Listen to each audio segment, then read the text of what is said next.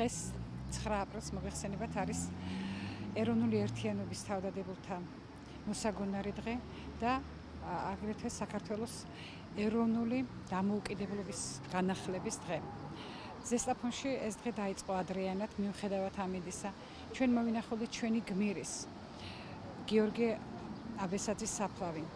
ადამიანის, რომელმაც სიკვდილს ჩახედა თვალებში და დაამარცხა. მისი გმირობა გადამდები იყო.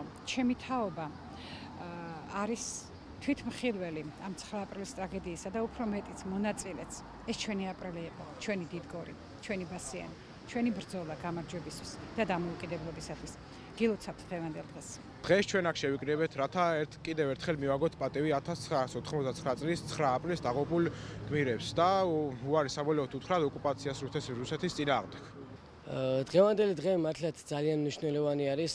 ჩვენ კიდევ ერთხელ ვიხსენებთ, როგორც ყოველთვის 9 აპრილის დაღუპულ გმირებს და პატივს მივაგებთ მათ ხსოვნას.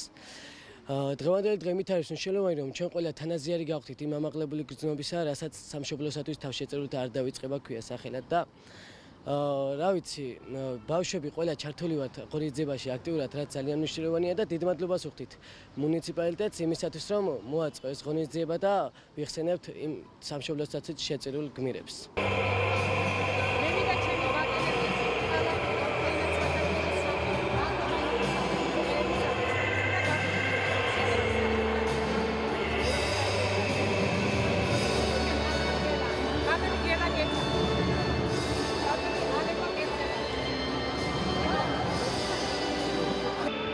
ჯერეთ მიჭირს გადმოცემა საერთოდ ამ მეთევდა.